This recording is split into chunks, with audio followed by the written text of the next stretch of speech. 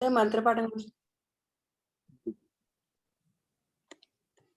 అథ మంత్రపాఠః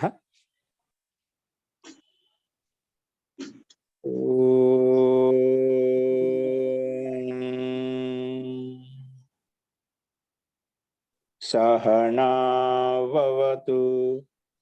సహనౌ భునక్తు సహ వీర్యం కరవావహై తేజస్వినావదీతమస్తు మా విద్విషావహై. ఓం శాంతి శాంతి శాంతి.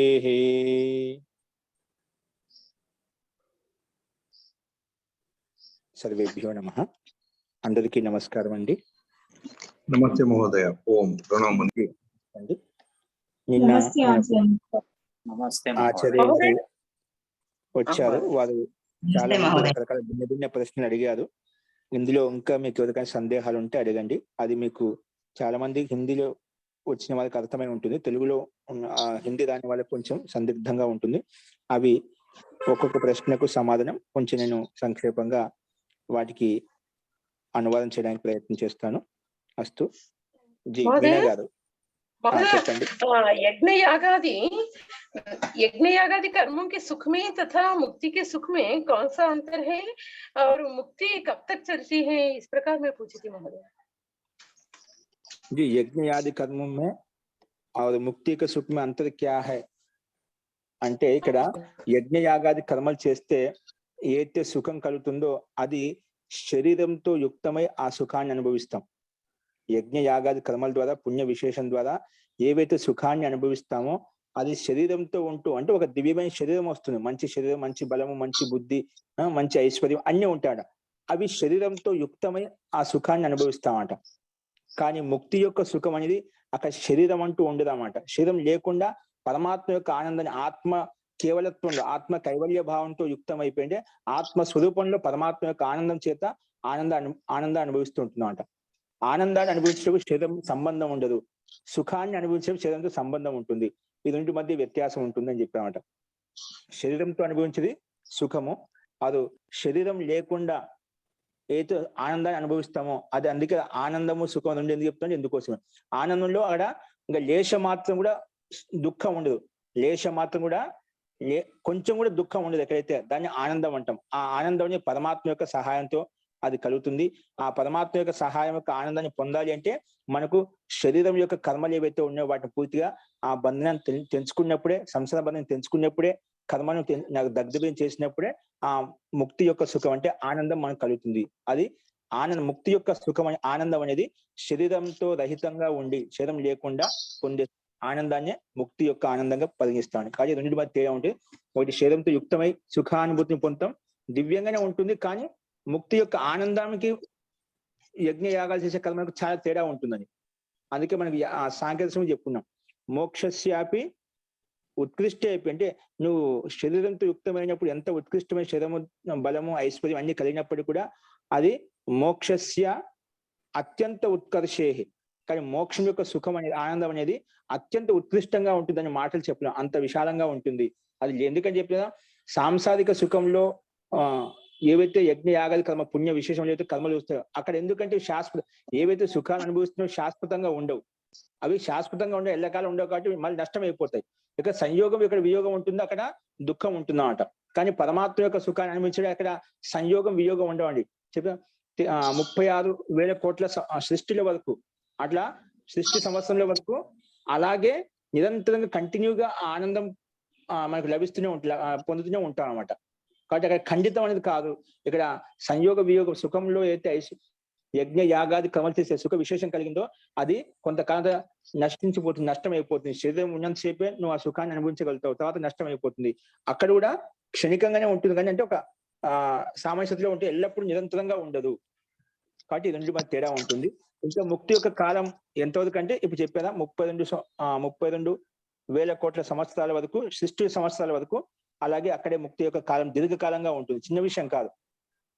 కాబట్టి చాలా దీర్ఘకాలంగా ఉంటుంది. కాబట్టి అంత ఆనంద కాలం వరకు ముక్తి యొక్క కాలం పొంది తర్వాత సామాన్య జీరో బ్యాలెన్స్ తోటి మనం సామాన్యంగా మానవ జన్మ తీసుకుని మళ్ళీ మన కర్మను బట్టి మన కర్మాశ ఏర్పడుతుంది అని దీనికి సమానం చెప్తున్నాము. అంటే మహోదయ ముక్తి యొక్క సుఖము అంటే అప్పటికి ధ్యానము ద్వారా మనం సంపాదించుకున్నటువంటిది అదే మహోదయ? అవునండి. జ్ఞానం అంటే శరీరం బంధం తెలియని జ్ఞానాత్ ముక్తి, జ్ఞానం వల్ల ముక్తి వస్తుంది. జ్ఞానం లేకుండా ముక్తి రాదండి. శరీరం ధ్యానం చేసుకుంటే వచ్చేటటువంటి సమాధి స్థితి ఉంటుంది చూడండి, అట్లా అటువంటి స్థితి అదే మహోదయ? అంటే సమాధి స్థితి అది అనుభూతి. దాన్ని నేను ధ్యానాత్ముక్తి, జ్ఞానం చేత వచ్చే ముక్తి అన్న యథార్థంగా జ్ఞానం తెలుసుకునే జ్ఞానాత్ముక్తి. జ్ఞానం వలన అంటే వివేకం కలిగినప్పుడు, వివేకం అంటే ఆత్మ వేరు పరమాత్మ వేరు, నేను ఆత్మస్వరూపాన్ని ఉండాలని. ఇదంతా శరీరం అనేది ఒక కవచం లాంటిది. ఇది నా కర్మాశయం వల్ల ఇలా నాకు జన్మ కలిగింది. అలా కేవలం ఆత్మస్వరూపాన్ని తెలుసుకొని వచ్చే ఆనందం అయితే ఉందో, ఆత్మ అనేది పరమాత్మ లీనం చేసినప్పుడు పరమాత్మ ఆనంద స్వరూపుడు అని స్వాభావిక గుణం పరమాత్మకి. ఆ ఆనందమే ఇక ముక్తి యొక్క సుఖంగా పరిగణించాలన్నమాట. ఓకేనా? ఓకే మహోదయ. అది ధ్యానం ద్వారా వచ్చేది. ధ్యానంలో కంటే కూడా మనం ధ్యానం చేస్తే దానికోసం ప్రయత్నం చేస్తున్నాం. అంటే ముక్తి యొక్క సుఖం కోసం ధ్యానం ప్రయత్నం చేస్తున్నాం. అక్కడ నీకు ఆనందానుభూతి యొక్క అంశీకంగా నీకు ఆ అనుభూతి కలుగుతూ ఉంటున్నా. పూర్తి అనుభూతి కాదు, దాని యొక్క ప్రభావం మన మీద పడుతూ ఉంటున్నాను. ఎందుకు ప్రారంభిక స్థితిలో ఉన్నాం కాబట్టి. సమాధిలో కూడా ఆ సమాధిలో కూర్చున్నప్పుడు నిరంతరంగా అదే సమాధి కంటిన్యూగా అయిపోయింది అనుకోండి, దాన్నే ఆనందం అంటాం. ఆనందము అని ఎల్లప్పుడూ కంటిన్యూగా ఉండాలి. ఇప్పుడు మనం సమాధిలో కూర్చున్నంత సేపే నీకు ఆనందం ఉంటుంది, ధ్యానంలో కూర్చున్నంత సేపే నీకు ఆనందం వస్తున్నాడు. ధ్యానం పక్కదానే మన సాంస్కృతిక విషయాలన్నీ కనిపిస్తూ ఉంటాయన్నమాట. అటువంటి ధ్యానంలో కలిగే సుఖం ఏదైతే ఉందో అది కంటిన్యూగా అలాగే ఉండాలి అంటే అది పరమాత్మ యొక్క సహాయం చూస్తేనే లభిస్తుంది. ఈ శరీరం లేనప్పుడే అది లభిస్తుంది. శరీరం ఉందనుకోండి, ఆ శరీరం యొక్క ధర్మం ఏంటంటే ఆకలి దప్పికలు అన్ని కలుగుతూ ఉంటాయన్నమాట. శరీరం పూర్తిగా సహకరించదు. ఒక సీమిత కాలం వరకు ఉంటుంది. ఉదయించే మహా అంటే 5-6 గంటలు కూర్చుంది. తర్వాత ఆ శరీరం యొక్క ధర్మం ఏంటంటే దాని అపేక్ష కావాలి. శరీరంలో గతి కావాలి అంటే ఆహార పానీయాలు తీసుకోవాలి, అన్న పానాలు తీసుకోవాలి. దానికోసం మనం సమాధి నుంచి లేవాల్సి వస్తుందన్నమాట. కాబట్టి అటువంటి మన దుఃఖం కలుగుతుందన్నమాట. కాబట్టి ఆ కంటిన్యూగా సుఖానుభూతి ఆనందానుభూతి కలగాలంటే శరీరాన్ని తెలుసుకున్నప్పుడే. ఆ శరీరం ఎలా తెలుసుకోవాలంటే వివేకం చేత, యోగాభ్యాసం చేత మనం తెలుసుకోగలుగుతాం. ఈ యోగాభ్యాసం అనేది ముక్తి యొక్క సుఖం ఇలా ఉంటుందని చెప్పి మాకు ఒక ట్రయల్ అనమాట. ముక్తి యొక్క సుఖము ఇలా ఉంటుందని చెప్పి నీకు అభ్యాసం చేసినప్పుడు 1 గంట కాలం వచ్చే ఆనందం ఇక్కడ ఇలా ఉందంటే నిజంగా ముక్తిని పొందితే ఎంత ఆనందం ఉంటుంది పూర్తిగా. అది ఒక మూలన చూస్తున్నాం. సమాధి అనేది, ధ్యానం అనేది ఒక మూలన తెలుసుకుంటున్నాం. కానీ పరమాత్మ యొక్క సాక్షాత్కారం పూర్తిగా ఓతప్రోతం అయిపోతాం, పరమాత్మ పూర్తి లీనం అయిపోతాం అనమాట. ఆ రకమైన స్థితి ఉంటుంది. కానీ ధ్యానంలో కలిగే స్థితి అది ఒక నమూనా మాత్రం మనకు. అది అటువంటి నమూనా ఇక్కడ ఇట్లా ఉందంటే దాన్ని సమాధిలో పూర్తిగా ఓతప్రోతం ఎలా ఉంటుంది అనేది మనకు దాన్ని బట్టి దాన్ని ఆదరణ చేసుకొని ఇంకా ముక్తి కోసం ప్రయత్నం చేస్తామంట. అందుకే ధ్యాన కాలంలో వచ్చే క్షణకాల సుఖం కూడా ఇది అనుభూతి కలిగిందంటే దాన్ని ఆ క్షణకాలం యొక్క అనుభూతిని ఆదరణ చేసుకుని మనం దానికోసం సంసారం త్యాగం చేసి నాకు ఆ సుఖమే కావాలని చెప్పి మనం దానికోసం ప్రయత్నం చేస్తాం. ఇప్పుడు సంసారంలో ఉండే ఒక సుఖాన్ని ఒకసారి కంటితో చూసినా, నాలుగుతో రుచి చూసినా, చెవులతో విన్నా, దీంట్లో శబ్ద సుఖంలో, జిహ్వా యొక్క సుఖంలో ఈ రకమైన ఆనందాన్ని పోతుందంటే నిజంగా దాన్ని పొందితే ఎంత ఆనందం పోతుంటుందని చెప్పి ఒకసారి రుచి చూస్తే దానికోసం ప్రయత్నం చేస్తాము. అలాగే ధ్యానంలో కలిగే సుఖం ఏదైతే ఉందో, ఆనందానుభూతి ఏదైతే ఉందో దానికోసం అదే విధంగా ప్రయత్నం చేస్తామట. దీన్ని పోల్చుకుంటే ఆ సుఖం చాలా 1000 రెట్లు ఎక్కువగా. నిజంగా సంసారంలో ఉండేటువంటి సుఖాలు యోగ దర్శనం చెప్పుకున్నాడు. యచ్చ దివ్య సుఖం లోకే యచ్చ కామ సుఖం లోకే తృష్ణాక్షేస్య సుఖస్య నా షోడసి కళాం అర్హత అని చెప్పి. సంసారంలో ఎంత దివ్యమైనటువంటి సుఖ విశేషాలు ఉన్నప్పటికీ కూడా అన్ని ఉత్తమంగా భావించింది. మంచి బలము, ఐశ్వర్యము, రూపము, గుణము అన్ని ఉన్నాయన్నమాట. ఏది కావాలి సకల భోగ భాగ్యాలు. ఒక చక్రవర్తి సామ్రాజ్యానికి ఏ విధంగా అన్ని ఆధీనంలో ఉంటాయో, ఏది పడితే సంకల్పం మాత్రం అన్ని సిద్ధిస్తాయో అంత ఉన్నప్పటికీ కూడా, ఎంత ఐశ్వర్యం ఉన్నప్పటికీ కూడా అవన్నీ కూడా నీకు మోక్షంలో కలిగే ఆనందం కంటే ఇవన్నీ కూడా సామాన్యమైనవి. ఇవన్నీ కూడా ఆ తృష్ణ కావాలనే కోరిక, కామనతో కోరుకున్నట్టు ఏవైతే ఉన్నాయో అవన్నీ కూడా దాన్ని వదిలిపెడితే వచ్చే సుఖం కంటే ఇవన్నీ తుచ్చ మాత్రం, అంటే లేశ మాత్రం ఏమి కావు. అందులో 100కి 16 అంతా కూడా కాదు. ఒక త్యాగం చేస్తే ఎంతసేపు సుఖం వస్తుందో అవి ఇప్పుడు సంసారంలో సుఖాలని కూడా, దివ్యమైన సుఖాలు కూడా ఏవైతే ఉన్నాయో అవన్నీ కూడా ఒక 100కి 16 అంతా లేవు. నిజంగా పూర్తిగా వదిలేసి పరమాత్మ యొక్క ఆనందం పొందితే అది మాటలు చెప్పాలి, అంత 1000 రెట్లు ఎక్కువగా ఆనందానుభూతి ఉంటుంది అన్నమాట. జ్ఞానం ద్వారా కలిగే సుఖానుభూతిని చాలా అది అనిర్వచనీయంగా ఉంటుంది. అది కేవలం అది అనుభవిస్తూనే, అనుభూతిని పొందుతూనే అది అర్థమవుతుంది, కానీ వ్యక్తపరిచిన మాట. ఒక సాధకుడు ఆ స్థితిలో ఉన్నప్పుడే ఇంకొక సాధకుడు చెప్పగలుగుతాడు. మనంతా సామాన్య స్థితిలో ఉన్నప్పుడు ఆ ఋషి ప్రమాణంగా, శబ్ద ప్రమాణంగా, వాళ్ళ ఆప్తోపదేశంగా భావించి మనం దానికోసం ప్రయత్నం చేయాలి. వాళ్ళ ఆనందానుభూతి పొందాలి కాబట్టి పరమాత్మ చెప్తున్నమాట, ఇలా చేస్తే నీకు ఇలాంటి దివ్యమైన ఆనందానుభూతి ఉంటుంది.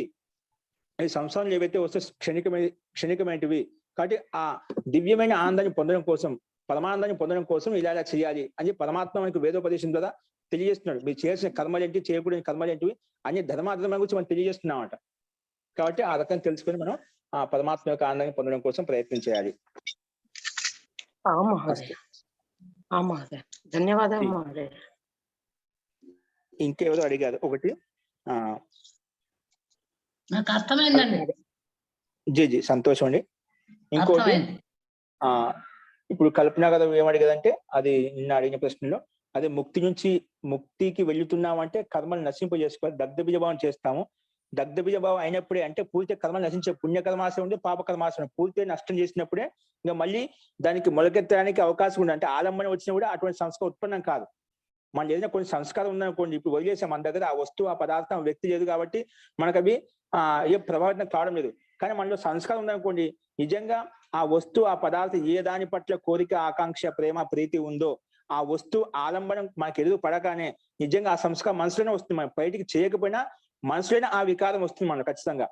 కానీ అటువంటి వికారం కూడా ఉండకుండా, అంటే పూర్తిగా దగ్ధబీజ భావం చేసామంట. అంటే మొలకెత్తి ఇప్పుడు ఒక విత్తనాన్ని దాని పెండ మీద వేయించితే మళ్ళీ ఉత్పత్తి సామర్థ్యం విధంగా ఉండదో అలాగా సంస్కారాలు మనలో ఏవైతే ఉన్నాయో పూర్తి దగ్ధబీజం చేసామంట. మళ్ళీ ఎటువంటి ఆలంబన తీసుకొచ్చినా నీళ్ళు ఎటువంటి ప్రభావం ఉండమంట. అలా దగ్ధబీజం చేసినప్పుడు నీకు ముక్తి కలుగుతుంది. అప్పుడే శరీరం బంధనం తొలగించుకుంటావు. శరీరం అనేది మళ్ళీ కలగదు నీకు. అప్పుడు పరమాత్మ యొక్క ఆనందాన్ని పొందుతూ ఉంటామంట. అలా అంత దగ్ధబీజం చేసుకుని వెళ్ళాం కదా, మళ్ళీ తిరిగి వస్తుంది అంటున్నావు. తిరిగి వచ్చినప్పుడు మళ్ళీ ఏ కర్మల ఆధారంగా మనకు జన్మ కలుగుతుంది? జన్మ కావాలంటే కర్మ ఉండాలి, కర్మ ఉంటే జన్మ ఉంటుంది. కర్మలు లేకుండా జన్మ కూడా ఉండాలి. మనలో కర్మలు ఉన్నాయి కాబట్టి, పాప కర్మలు, పుణ్యరూప కర్మలు ఉన్నాయి కాబట్టి వాటిని అనుభవించడం కోసం మనం జన్మ తీసుకుంటున్నాం. సంసారంలో ఎన్నైతే ఆత్మలు ఉన్నాయో, ఆ దివ్య ఆత్మలు కావచ్చు, మనుషులు కావచ్చు, రాక్షసులు కావచ్చు, దేవతలు కావచ్చు, జన్మ తీసుకుంటున్నారు అంటే ఖచ్చితంగా కర్మ ఉంది, కర్మాశయం ఉంది. పుణ్యకర్మాశయం, పాపకర్మాశయం ఉంది కాబట్టి పుణ్యకర్మాశయం ఉంది, దాన్ని అనుభవించడం కోసం, పాపకర్మాశయం ఉంది, అదే దుఃఖాన్ని అనుభవించడం కోసం జన్మ తీసుకుంటున్నాం. జన్మ కలగాలి అంటే కానీ ఏదో కర్మ ఉంటుంది. అది సంసారంలో ఏ ప్రాణి అయితే, ఆ పశు, పక్షి, క్రిమి, కీటకాదులు కావచ్చు, మనుషులు కావచ్చు, దేవతలు కావచ్చు, రాక్షసులు కావచ్చు, ఎవరైనా కావచ్చు, వాళ్ళకి జన్మ కలిగింది అంటే, పాంచభౌతిక శరీరం కలిగింది అంటే వాళ్ళలో కర్మలు ఉన్నాయి. ఆ కర్మను సుఖం పుణ్యం చేసింటే సుఖానుభూతిని పొందడం కోసం, పాపాలు చేసిన దుఃఖాన్ని అనిపించడం కోసమే ఆ జన్మ కలుగుతుంది.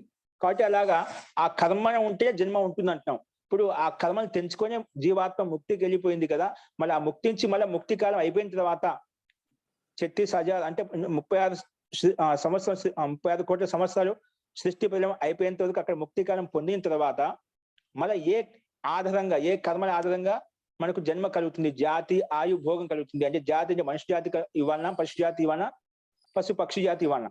అంటే భోగం అంటే ఎంత ఐశ్వర్యం ఇవ్వాలి, ఎంత ధనైశ్వర్యం ఇవ్వాలి, అలాగే ఎంత ఆయువుని ఇవ్వాలి అనేది నిర్ధారించబడుతున్నా. అది ఏ కర్మల ఆధారం నిర్ధారించబడుతుంది? కర్మలు ఏం లేవు కదా, అక్కడి నుంచి తిరిగి వస్తున్నాడు.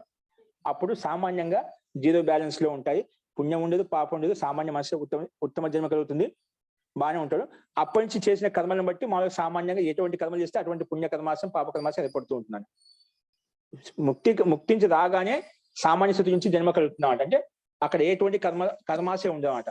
నార్మల్ గా ఉంటాడు, న్యూట్రల్లో ఉంటుంది. అక్కడి నుంచి మనం చేసే కర్మను బట్టి మన కర్మాశయం ఏర్పడుతూ పోతుంది. అది ఈ రకంగా సమానం చెప్పారు ఆచార్య వారు. ఇంకోటి, మనకు సుఖ దుఃఖానుభూతి అనేది స్థూల శరీరానికి కలుగుతుంది, సూక్ష్మ శరీరానికి కలగదు. ఇది మనం లింగ శరీరం అంటాం, సూక్ష్మ దేహం అంటాం. స్థూల శరీరానికి ఎందుకు కలుగుతుంది సుఖ దుఃఖానుభూతి? సూక్ష్మ శరీరం ఎందుకు కలగదు? సూక్ష్మ శరీరంలో కూడా 18 తత్వాలు అంటే 18 తత్వాలు ఉన్నాయి. 18 తత్వాలు అంటే పంచ జ్ఞానేంద్రియాలు, పంచ కర్మేంద్రియాలు, పంచ తన్మాత్రలు, మన బుద్ధి, అహంకారం. ఈ 18 తత్వాలు ఎక్కడైతే ఉంటుందని సూక్ష్మ శరీరము, లింగ శరీరము లేదా సూక్ష్మ దేహం అంటాం. అంటే మనం చనిపోయిన తర్వాత కూడా ఈ తత్వాలు ఉంటాయి, అట్లే ఉంటాయి. ఈ తత్వాలు ఉంటాయి. మళ్ళీ మనం చేసిన పుణ్య పాప కర్మాశని బట్టి మళ్ళీ జన్మ కలుగుతూ ఉంటున్నమాట. అంటే మనం చేసిన కర్మాశ సంచయం అంటే ఈ సూక్ష్మ శరీరంలో ఉంటుంది. కానీ పాంచభౌతిక అంటే పంచభూతాలు మాత్రం ఉండవు. ఈ 18 తత్వాలు పంచభూతాలు లేవు. పంచభూతాలు యాడ్ అయినప్పుడు మనకు స్థూల శరీరం కలుగుతుందంట. పంచభూతాలు యాడ్ కానంత వరకు సూక్ష్మంగా ఉంటుంది. కాబట్టి పంచభూతాలతో యుక్తమైనప్పుడు ఆ శరీరం సంబంధం ఏర్పడుతుంది కాబట్టి అప్పుడే సుఖ దుఃఖానుభూతి ఏర్పడుతుంది. సో సూక్ష్మలో అక్కడ పాంచభౌతికం శరీరం ఉండదు, పంచభూతాలతో యుక్తమైన శరీరం ఉండదు కాబట్టి అక్కడ సుఖ దుఃఖానుభూతి కలగదు అనమాట. సుఖ దుఃఖానుభూతి అనేది కేవలం స్థూల శరీరానికి కలుగుతుంది. ఎక్కడ శరీరం ఉంటుందో అక్కడే సుఖ దుఃఖానుభూతి కలుగుతుంది. లేకపోతే ఆ సంస్కార రూపంలో అలా పడి ఉంటాయి. తర్వాత మళ్ళీ జన్మ కలుగుతుంది. ఎందుకంటే సూక్ష్మ ఉందంటే ఖచ్చితంగా ఆ సూక్ష్మ శరీరం ఉన్నంత జన్మ కలుగుతుంది. మనం ఎక్కువ ఆ సూక్ష్మ శరీరంలో ఉండవండి. మన ఆత్మ జీవాత్మ చనిపోగానే, మనసులు చనిపోగానే వెంటనే మన కర్మాశయం బట్టి మళ్ళీ 14 రోజుల అంతర్గతంలో మళ్ళీ ఏదో గర్భంలోకి వెళ్ళిపోతుంది. చనిపోయిన ఆత్మ ఎప్పుడు అకాలంగా ఉండకపోండి. ఆ 14 రోజులు క్రియాకలాప జరిగిపోయిన తర్వాత ఈశ్వరీయ కర్మ వ్యవస్థానుసారంగా మళ్ళీ 14 రోజులు ఖచ్చితంగా ఏదో గర్భంలోకి వెళ్ళిపోతుంది. ఆత్మ అక్కడ ఉండదు. ఎప్పుడు మళ్ళా ఆత్మ వెళ్లకుండా ఉంటుంది గర్భంలోకి అంటే నువ్వు ఎప్పుడైతే కర్మాశయం నష్టం చేసుకున్నావో, పాప పుణ్య కర్మాశయం దగ్ధబీజం చేసుకున్నా అప్పుడే పరమాత్మలో ఓతప్రోతం అవుతుంది. కానీ అంతవరకు సూక్ష్మలో ఉంటూ సూక్ష్మ శరీర సహాయం చేత ఎల్లప్పుడూ నిరంతరం గతి చేస్తూ ఉంటుంది. జన్మ మృత్యు, మృత్యు జన్మ అని చెప్పి జన్మ మరణ చక్రం నడుస్తూ ఉంటుందన్నమాట. ఎప్పుడు కూడా ఖాళీగా ఉండదన్నమాట. మన అకస్మాత్ ఏదైనా యాక్సిడెంట్ గా చనిపోయినా కూడా వెంటనే మళ్ళీ దానికి ఆ కర్మాశని బట్టి పరమాత్మ వ్యవస్థ అనే ఒక ఆటోమేటిక్ సిస్టమ్ గా ఉంటుంది. ఆటోమేటిక్ సిస్టమ్ ప్రకారంగా కర్మఫల సిద్ధాంతం ప్రకారంగా ఎవరిని ఎక్కడ పంపించాలో, ఏ దేశ స్థానంలో పంపించాలో, ఏ జాతి ఆయు భోగ ఇవ్వాలో పరమాత్మ వ్యవస్థ ప్రకారంగా అని నడుస్తూ ఉంటాయి. దీంట్లో ఇది ఒక రకంగా ఇది అడిగారు. కొన్ని నరకం ఉంటుంది, అక్కడ స్వర్గం ఉంటుంది. నరకంలో వాళ్ళు బాగా పీడిస్తుంటారు, బాగా మరుగుతున్నటువంటి నూనెలో వేయించడము, వాళ్ళని చిత్రహింస పెట్టడము, ఇవన్నీ దుఃఖానికి ప్రతీకంగా అండి. వాటిని చెప్పడం కోసం, వాటి యొక్క దుఃఖం ఇలా ఉంటుందని చెప్పడం కోసం ప్రతీకాత్మకంగా అలా చెప్పారన్నమాట. మనం చేసిన పాపకర్మ ఇలాగా అనుభవించాల్సి ఉంటుందని చెప్పి. కాబట్టి స్వర్గం అంటే సుఖ విశేషము, దుఃఖం అంటే ఇక్కడ మన సంసారంలో ప్రతి ఆత్మ జీవాత్మను చూస్తున్నాడు. మనుషు రూపంలో, పక్షి రూపంలో, క్రిమి కీటకాల రూపంలో వాటిలో కూడా చాలా చిత్రహింసలు బాధపడుతుంటే వ్యక్తులను చూస్తున్నామట. ఇదే మన ప్రత్యేక దుఃఖమే కనిపిస్తున్నామట. అందరూ ఒకే రకంగా ఎందుకు లేదు? భిన్న భిన్న జీవాత్మలు, భిన్న భిన్న మనసులు, భిన్న భిన్న ప్రకృతి ఎందుకు కనిపిస్తుంది? వీటి చేసిన కర్మలే మనకు ప్రత్యక్షంగా కనిపిస్తుంది. దానికోసం మళ్ళీ మనం ప్రత్యక్షంగా చూడాల్సిన అవసరం లేదు. మనకి ఏ కర్మలు చేసేటువంటి ఫలం కలుగుతుంది చెప్పాల్సిన అవసరం లేదు. ప్రతి ఆత్మకు అందరికి సుఖంగా ఆనందంగా ఉండాలనిపిస్తుంది. కానీ చాలా మంది జీవాత్మ, కొంత మనుషులు కూడా చూస్తున్నాం, చాలా మంది ఎంతో బాధపడుతున్నారు, ఎంతో దుఃఖంలో ఉన్నారు, ఎంతో ఆ దుఃఖంలో కూడా చాలా కఠినంగా ఉన్నారు. మనకు జన్మ కలగడమే చాలా నిర్ధనావస్థలో కలిగింది, అజ్ఞాన వస్తువులే కలిగింది, అంధకారంలో కలిగింది. అక్కడ కూడా మన కాళ్ళు లేకుండా కుంటి వాళ్ళు, గుడ్డి వాళ్ళు, క్యాన్సర్ తో బాధపడుతున్న వాళ్ళు, చాలా ఎన్ని రకాల మనుషులు ఉన్నారు, పిచ్చి వాళ్ళు, ఎంతో మంది రకరకాల మనుషులు కనిపిస్తున్నారు. వాళ్ళంతా ఏంటికి, వాళ్ళంతా సమాన. నిజంగా ఈశ్వరుడు అటువంటి భేదభావం లేకుంటేనా అందరినీ ఒకే విధంగా చేయొచ్చు కదా, అందరు సమానంగా అందరి సుఖాన్ని ఇవ్వచ్చు అందరికి. ఎందుకు ఇన్ని రకాల ఆత్మలు కనిపిస్తున్నారు సంసారం, ఇన్ని రకంలో మనుషులు కనిపిస్తున్నారు. వాళ్ళు చేసిన కర్మను బట్టి ఎలా చేస్తే వాళ్ళకి అలాగే తిరిగి ఇచ్చేసాడు అన్నమాట. నీ దగ్గర ఏ బ్యాలెన్స్ ఉంటే, పుణ్య కర్మాశ ఉంటే సుఖానుభూతిని, మంచి దివ్యమైన శరీరాన్ని, మంచి దివ్యమైన వాక్కును అన్ని మంచిగా ప్రసాదించాడు అన్నమాట. అంటే నీళ్ళు ఏం చేసుకున్నావో అవే ప్రసాదించాడు అన్నమాట. పరమాత్మ న్యాయకారి కాబట్టి ఇదే న్యాయం అన్నమాట. అలా న్యాయం చేయకపోతే అన్ని జీవాత్మ అదే పాపాలు చేస్తుంటాయి అన్నమాట. కాబట్టి వారి దయా వ్యవస్థ, వారి దయాగుణం ఏంటంటే, న్యాయగుణం ఏంటంటే వారికి చేసిన కర్మలకు ఫలాన్ని ఇవ్వడమే ఆయన దయాగుణము, న్యాయగుణం అన్నమాట. అట్లా నెక్స్ట్ ఇంకొక ఆత్మ చేయదనమాట. మనకు వేదంలో చేయవలసిన కర్మలు, చేయకూడని కర్మలు రెండు చెప్పాడు. విధి విధానం ఉంది, నిషేధం కూడా ఉంది. చెప్పిన తర్వాత మనం తప్పు చేసామనుకోండి, దానికి అనుగుణ ఫలం కూడా ఇలా ఉంటుందని చెప్పి చెప్పాడు అన్నమాట. కాబట్టి మనం మర్చిపోయాం, మన సంస్కృతి, మన సభ్యత మర్చిపోయాం కాబట్టి ఇలాంటి దుఃఖానుభూతి మనం కలుగుతున్నాం, దుఃఖ స్థితి మనం చూస్తున్నాం అన్నమాట. కాబట్టి మనం ఏవైతే చేయాల్సిన కర్మలు ఏవైతే ఉన్నాయో ప్రతి జీవాత్మకు తెలుసు. అది మనం ఋషుల ద్వారా, మనుషుల ద్వారా, శబ్ద ప్రమాణం ద్వారా అన్ని తెలుసుకుంటున్నాం. మన ఆ విధంగా ఆచరించినప్పుడే మనకు సుఖ విశేషంగా, దుఃఖ విశేషం కలుగుతుంది. ఇదే మన స్వర్గము నరకం అంటే మనకు అర్థం చేసుకోవడానికి ఇలా ఇలాంటి శిక్ష ఉంటుంది అని చెప్పి వాటిని ఒక గౌరవంగా చెప్పడం కోసం, మంచి కర్మలు చేయాలి, మంచి పనులు చేయాలని చెప్పడం కోసం అలాంటి పురాణాల్లో మనకు అలాంటి నరక స్థితి ఇలాగా ఉంటుంది. యమరాజు అంటే నేను చెప్పాను, యమదంటే ఎవరు కాదు, అదే ఇక్కడ మృత్యు యొక్క దుఃఖం అని చేసే దుఃఖమే యమరాజులాగా వచ్చి మనం పీడిస్తూ ఉంటుంది అన్నమాట. మనం చేసిన పాపకర్మలే ఆ దుఃఖాన్ని ఇచ్చేసి మనం పీడిస్తూ ఉంటాయి అన్నమాట. కాబట్టి యమం అంటే ఏది కాదు, ఆ మృత్యు యమరాజు లెక్క వచ్చేసి మనం ఎక్కడ పంపించినా అక్కడ పంపిస్తుంది. ఏ కర్మలు చేసామో ఆ కర్మను బట్టి జన్మ కలుగుతుంది అని చెప్పి నిన్న ఆచార్య గారు ప్రస్తావించారు. అస్తు.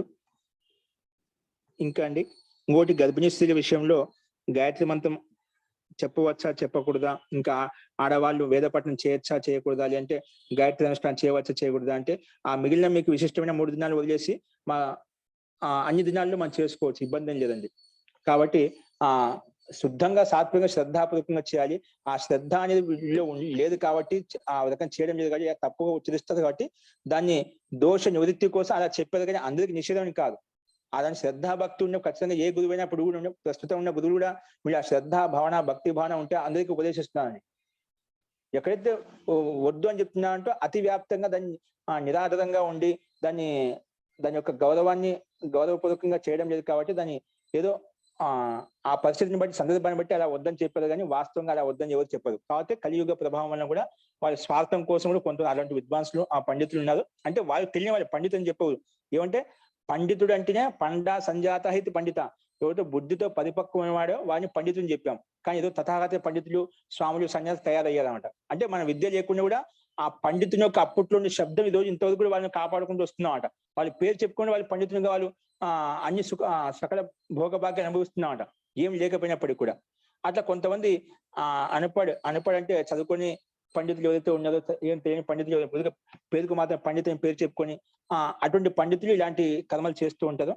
వాస్తవంగా పండితుడు అంటే ఎంతో బుద్ధిమంతుడిని పండితులుగా భావిస్తామట. కానీ అటువంటి వాళ్ళు చెప్పిన స్వార్థం కోసం అందరు చేయడం మొదలు పెడితే అది మాకు ఇబ్బంది అవుతుందని చెప్పి స్వార్థంతో కూడుకొని కొంతమంది అలాగా కొన్ని నిషిద్ధ కర్మలను చెప్పి అలవాళ్ళు చేయకూడదు అని చెప్పి, వాస్తవం అలా కాదండి. ఇది సమస్త మానవులకు మాత్రం ఈ వేదం ఉపదేశించబడింది. నిజంగా స్త్రీ లేకపోతే అసలు శిక్ష మొట్టమొదటి గురువు ఎవరంటే మాత అని చెప్పారు. ఆ గురువుత్వం ఎలా వస్తుంది? మొట్టమొదటి తల్లి తండ్రి దైవం అని చెప్తున్నాం. తల్లి తండ్రి గురువు దైవం అంటున్నాం. అంటే తర్వాత ముందు గురువు కూడా చాలా 3వ స్థానంలో ఉన్నారు, తర్వాత దైవం 4వ స్థానంలో ఉంది. మొట్టమొదటి గురువు తల్లి. ఆ తల్లికి ఆ విద్య లేకుంటే ఎలా బోధించబడుతుందండి? ఆ తల్లికి ఆ సంస్కారం లేకపోతే, గర్భావస్థ ఉంటే మనకు మంచి సంస్కారం ఇస్తాము. ఆ స్త్రీ అవిద్య అంధకారంలో ఉందనుకోండి, అజ్ఞానంలో ఉందనుకోండి, విద్య లేదనుకోండి, ఎలా బోధించబడుతుంది? మనం ఆలోచించే విధి విధానంలోనే పిల్లల మీద ఆ సంస్కారం ప్రభావం గర్భావస్థ నుంచి ఆ ప్రభావం పడుతున్నమాట. మనకు ఉత్తమైన సంస్కారం, ఉత్తమైన విద్యా జ్ఞానం ఉంటేనే మంచిగా ఆలోచించగలుగుతాం, మంచిగా చేయగలుగుతాం, మంచి కథలు చేయగలుగుతాం. అదే విధంగా పిల్లల మీద అదే ప్రభావం పడుతుంది. ఆ విద్య అనేది స్త్రీకి లేకపోతే ఆ ఉత్తమ సంతానం, ఉత్తమైన సంస్కారం, ఉత్తమైన జ్ఞానం ఎలా ఏర్పడుతుందండి? ఎప్పుడు సంభవించదు. కాబట్టి అప్పట్లో ప్రతి ఒక్కరు ఈ వేదాన్ని అభ్యసించే వాళ్ళు, అది వ్యవస్థ ఉంది. ఏమంటే ఇప్పుడు కలియుగ ప్రభావంలో మనం అలా చెప్తే స్వార్థం వల్ల అలా చెప్పబడింది. కానీ వాస్తవం ప్రతి ఒక్కరికి విద్యకి అధికారం ఉంది, వేదాధికారం ఉంది, అందరూ చెప్పవచ్చు. కానీ ఒక వ్యవస్థ ఉంది, ఒక వ్యవస్థలో ఉంటూ నియమంలో ఉంటూ దాన్ని అభ్యసించాలి, శ్రద్ధాపూర్వకంగా అభ్యసించాలి అని చెప్పి మనం అర్థం చేసుకోవాలి. కాబట్టి ముఖ్యంగా ఉండాల్సిన, నిజంగా చెప్పాలి, స్త్రీలకే విద్య అవసరం. ముందుగా మొట్టమొదటి గురువు కాబట్టి ప్రారంభంలో ఏదైతే శిక్షణ ఇస్తామో ఆ శిక్ష వాళ్ళకు అంతిమ వరకు జీవితాంతం కాపాడుకుంటూ వస్తుంది. ప్రారంభంలో మొక్క దశలో ఉన్నప్పుడే వాళ్ళకి మంచి సంస్కారం లేకపోతే పెద్దగా ఆ సంస్కారం ఎలా వస్తుందండి? కాబట్టి ప్రారంభంలో ముఖ్యంగా శిక్షణ బాగా ఉంటేనే, బాల్యావస్థ శిక్షణ బాగుంటేనే పెద్ద అదే సంస్కారం కంటిన్యూగా అవుతుంది. కాబట్టి మొట్టమొదటిగా శిక్షణ విద్య వెదకత ఉండాలంటే ముందు తల్లికే ఉండాలి, స్త్రీలకే ఉండాలి. అది ఎప్పుడు సంభవిస్తుంది? విద్యాభ్యాసం చేసినప్పుడు సంభవిస్తుంది. అటువంటి వాళ్ళకు గాయత్రి మంత్రం అనుష్ఠానించే, గాయత్రి మంత్రం అంటే ఏమిటి? బుద్ధిని ప్రసాదించడం పరమాత్మ కోరుకుంటున్నాం. నాకు మంచి సద్బుద్ధిని ప్రసాదించు హే పరమేశ్వర, నాకు సద్బుద్ధిని కలిగించు, సాత్విక బుద్ధిని ప్రసాదించు, దుర్గుణాలు దుర్వ్యసనాలు నన్ను దూరం చేయి, నా నుంచి సాత్విక బుద్ధిని ప్రసాదించడం అడుగుతున్నామట. కాబట్టి ఆ మంచి బుద్ధి ఉంటే మంచి సంస్కారం వచ్చేది. కాబట్టి ఇటువంటి అర్థం తెలుసుకోకుండా మనం ఏదో చేయకూడదు అంటున్నా అంటే అది మన అజ్ఞాత, మనలో ఉండే అవిద్య కారణం. ఎవరు కూడా అలా చెప్పరండి.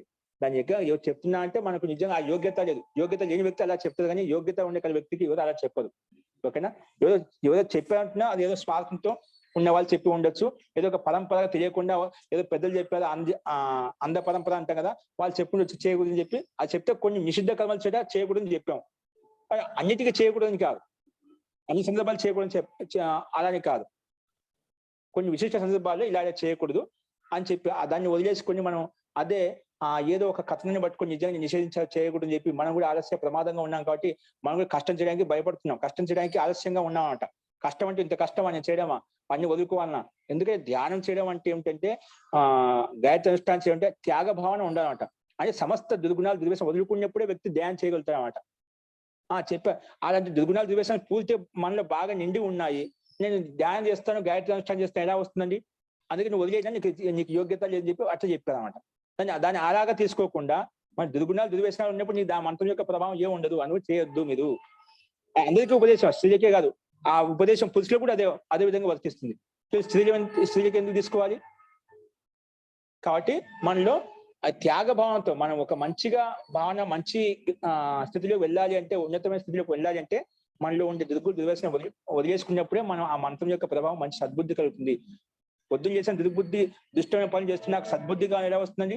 నువ్వు ఎలా చేస్తే అలా వస్తుంది. కాబట్టి అలాంటి దుష్ట పనులు నేను చేయకూడదు, మంచి పనులే చేయాలనే ఉద్దేశంతో పరమాత్మ ప్రార్థిస్తాం.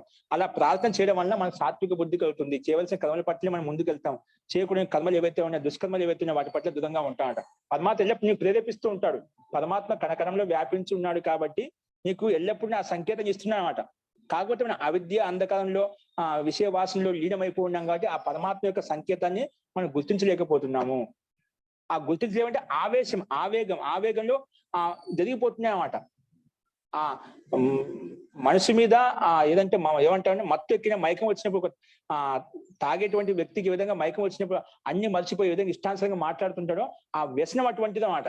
ఆ వ్యసనం మన మీద ఆరుడమైనప్పుడు, ఇప్పుడు ఏ విధంగా పాశ్చాత్య సభ్యత మన మీద ఏ విధంగా ఆరుడం అయిపోయి దాంట్లో మనం ఆ ప్రభావానికి లోనే అయిపోతున్నాము, అట్లా విషయ వాసనలు కూడా మన మీద పూర్తిగా ఆకట్టుకున్నాయి. కాబట్టి ఆ ఫ్లోలో మనం మంచి కాదని తెలిసిన దాని వైపు వెళ్ళిపోతున్నాం. చెడు అని తెలిసినా దాన్ని వదిలేయకుండా దాని వైపు ప్రవృత్తం అవుతున్నాం. మంచి తెలిసిన వాటిని గ్రహించకుండా దాన్ని వదిలేస్తున్నాం అన్నమాట. కాబట్టి ఆ వ్యసనం వల్ల దాంట్లో మనం ఆ ఫ్లోలో వెళ్ళిపోతున్నాం. కాబట్టి అటువంటి ఆవేశంలో వెళ్లకుండా స్థిరంగా ఉండి, స్థిమితంగా ఉండి చేయాల్సిన కర్మలు చేయాలంటే మనకి గాయత్రి అనుష్ఠానం అనేది మనసు స్థిరపరుస్తుంది. నీ బుద్ధిని నీ ఆధీనంలో ఉంచుతుందన్నమాట. నీ మనసుని ఆధీనంలో ఉంచుకోవడం కోసం ప్రతి నిత్యం అవసరము. అది ఉంటేనే మనం మన ఆధీనంలో ఉంటుంది. మనం ఏదైతే వద్దు అనుకుంటే మళ్ళీ అదే చేస్తున్నాం. ఏదో కావాలనుకుంటే అది చేయడం లేదు. ఎందుకు చేయడం లేదంటే ఆ వేగం, ఆవేశన, ఆ సంస్కారం ప్రబలంగా ఉంది కాబట్టి అటువైపు మొగ్గు చూపుతున్నాం అన్నమాట. ఏ సంస్కారం ఏ విధంగా ఎక్కువ ఉంటుందో అటువైపు వెళ్తామన్నమాట.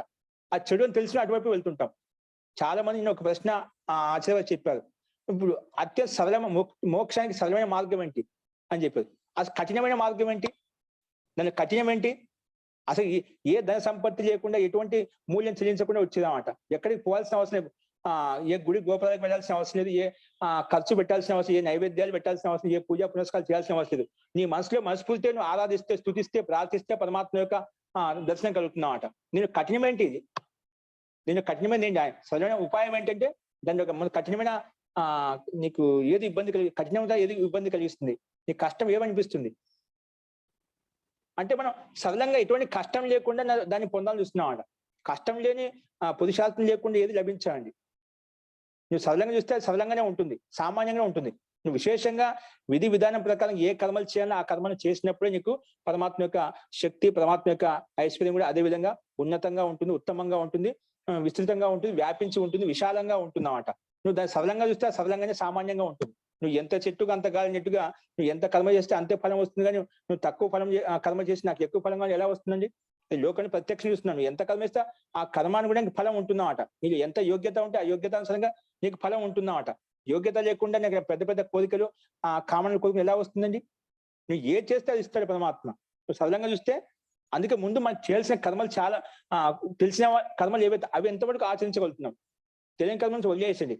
తెలిసిన కర్మలు ఎన్నైతే ఉన్నాయో, ఏవైతే వదిలేయాలని తెలుసు అవి వదిలేయడం లేదు, ఏవైతే గ్రహించాలని తెలుసు అవి గ్రహించడం లేదు. అవి మనకి తెలిసిన వాళ్ళకి ఎన్ని చేస్తున్నాం మనం.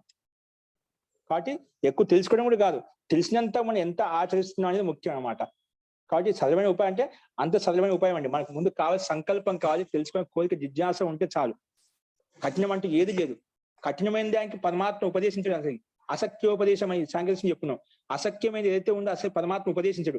అన్ని శక్యమైనటివే ప్రతి ఒక్కడు, ప్రతి మానవుడు అన్ని అర్థం చేసుకోగలుగుతాడు. పశు పక్షులు అర్థం చేసుకోగలుగుతున్నాయండి ఏవైతే ఉన్నాయో అంత మానవత్వం మనసులోకి అంత పశులోకి వస్తుందన్నమాట. మనం చూసిన కుక్కల్లో, పశువుల్లో చూసిన ఎంత ఆత్మీయత ఉంటే, ఎంత మానవత్వం ఉంటుంది, అంత మానవత్వమే మనకు మనసులో కనిపించడం అనమాట. కానీ శక్యమైనది ఉపదేశిస్తాడు పరమాత్మ. వేదంలో ప్రతి ఒక్కరు ఆచరింపదగినది ఏదైతే ఉందో అదే ఉపదేశించాడు. ఏదో అశక్యమైనదో అది చేయలేమో అటువంటి ఉపదేశం అసలు ఉండదండి. ఏదో నువ్వు ఆచరించగలుగుతావు మానవ మాత్రంలో. మానవ జన్మ వచ్చిందంటే అది నీలో శక్యమైందే. అంటే నువ్వు ఆచరించగలుగుతావు, అది చేయగలుగుతావు.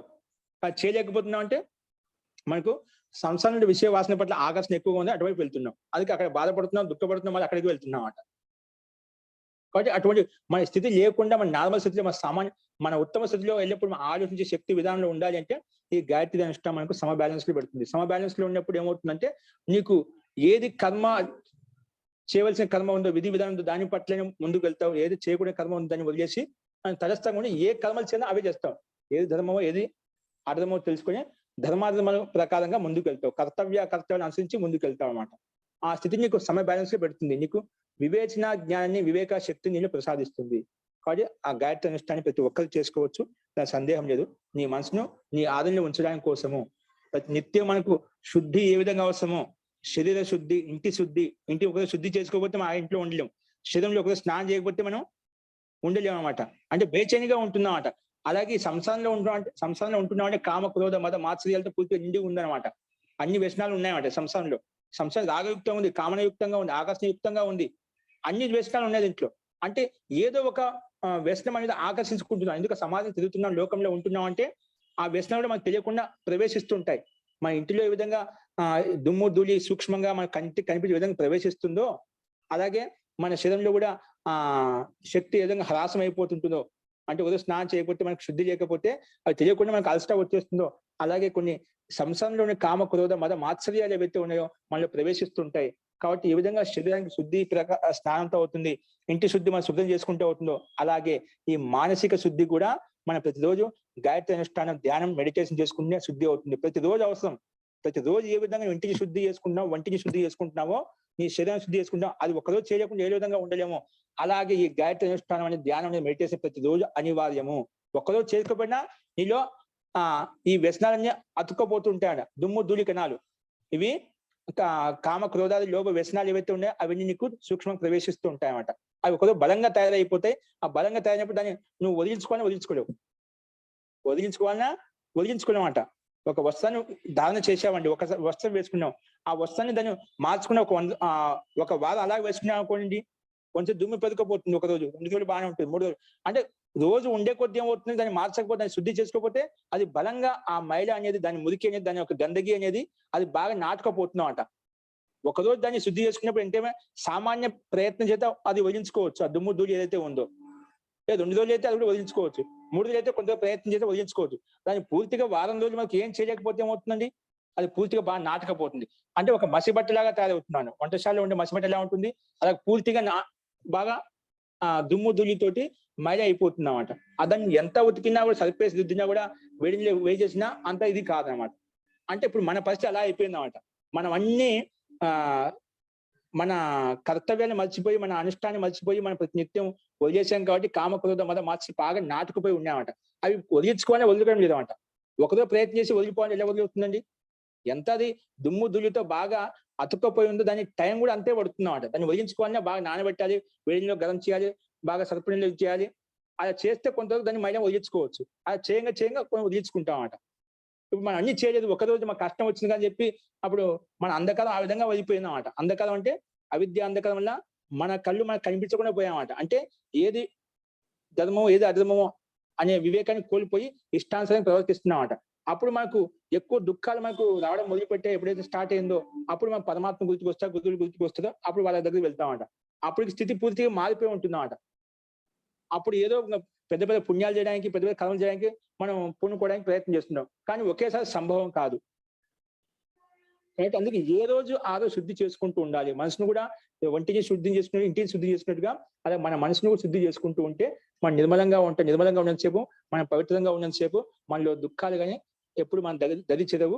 ఇంకా ఉత్తమంగా సుఖాన్ని అనుభవించడం కోసం ఈ పరమాత్మ సృష్టి నిర్మించాడు.